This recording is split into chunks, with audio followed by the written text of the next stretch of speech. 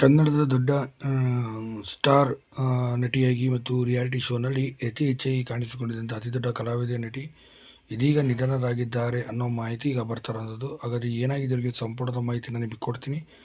ಅದಕ್ಕೂ ನಮ್ಮ ಚಾನಲ್ಸ್ ಕೂಡ ಸಬ್ಸ್ಕ್ರೈಬ್ ಮಾಡಿ ಸ್ನೇಹಿತರೆ. ಹೌದು, ಕನ್ನಡದಲ್ಲಿ ಅತಿ ದೊಡ್ಡ ರಿಯಾಲಿಟಿ ಶೋನಲ್ಲಿ ಇವರು ಕಾಣಿಸ್ಕೊಂಡಿದ್ರು, ಒಳ್ಳೆ ಹೆಸರು ಕೂಡ ಇವರು ಮಾಡಿದ್ರು ಅಂತಲೂ ಸಹ ಹೇಳ್ಬೋದು.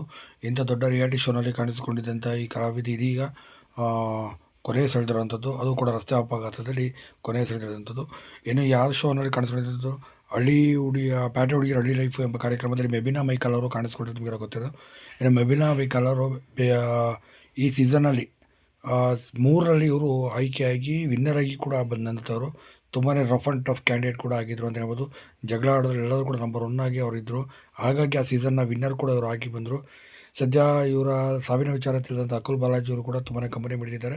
ಸಂಜೆ ತನಕ ಅಂತಿಮ ದರ್ಶನಕ್ಕೆ ಕೂಡ ವ್ಯವಸ್ಥೆಯನ್ನು ಕೂಡ ಮಾಡಿದ್ದಾರೆ. ಅವರ ಅಭಿಮಾನಿಗಳು, ಅವರ ಸ್ನೇಹಿತರೆಲ್ಲ ಸಹ ಅಂತಿಮ ದರ್ಶನಕ್ಕೆ ಕೂಡ